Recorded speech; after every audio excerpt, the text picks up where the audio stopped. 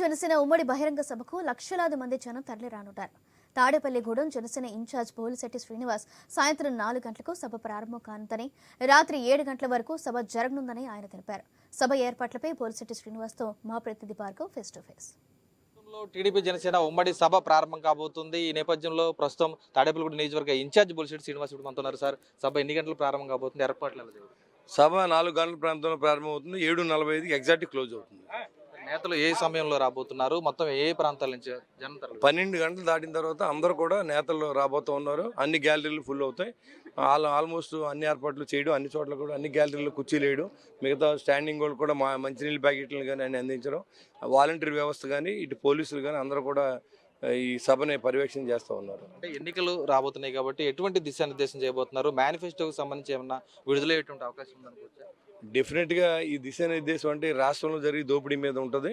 ఈ రాష్ట్రానికి ఏం చేయబోతా ఉన్నారో కూడా చెప్పబోతూ ఉన్నారు. అంతేగాని దీంట్లో ఏం చేయబోతా ఉన్నారది చెప్తారు. ఇప్పుడు మేనిఫెస్టో కాదు ఇది.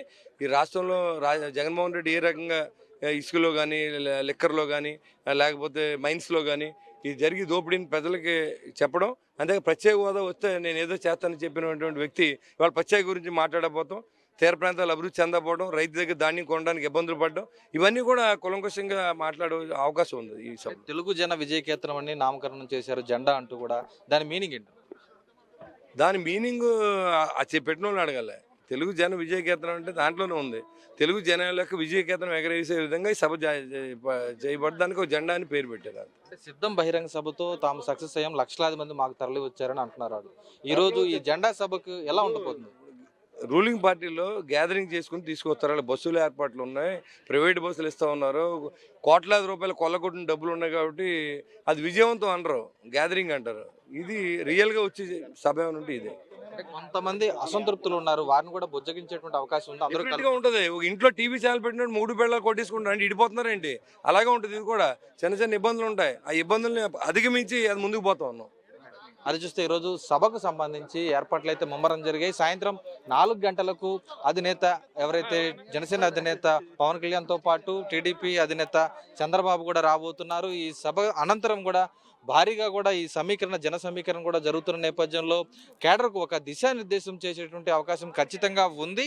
మరోవైపు రాష్ట్రంలో జరుగుతున్నటువంటి మైనింగ్కి సంబంధించి మాఫియా కానీ, లేదంటే లిక్కర్కి సంబంధించి మాఫియాకు సంబంధించి కూడా ఈరోజు విమర్శనాస్త్రాలు ఖచ్చితంగా ఉంటాయి. దానిపై రాబోయే ప్రభుత్వంలో ఏం చేస్తామనేటువంటి ఒక క్లారిటీ కూడా ఈరోజు నేతలు చెప్పేటువంటి పరిస్థితి కూడా ఉంది. అసంతృప్తిగా ఉన్నటువంటి నేతలు ఎవరైతే ఉన్నారో వారందరినీ ఖచ్చితంగా కలుపుకుంటాం, అందరినీ కూడా బుజ్జగించేటువంటి ప్రయత్నాలు ఇప్పటికే జరుగుతున్నాయి. కాబట్టి అందరూ కలిసి ముందుకు వెళ్ళి ఉమ్మడి ప్రభుత్వాన్ని ఏర్పాటు చేసుకుంటామంటూ తాడేపల్లిగూడెం నియోజకవర్గ ఇన్ఛార్జ్ బోలిశెట్టి శ్రీనివాస్ స్పష్టం చేస్తున్న పరిస్థితి కనిపిస్తోంది. కెమెరా పర్సన్ మహేందర్తో భార్గవ్, ఐ న్యూస్, తాడేపల్లిగూడెం సభా ప్రాంగణం నుంచి.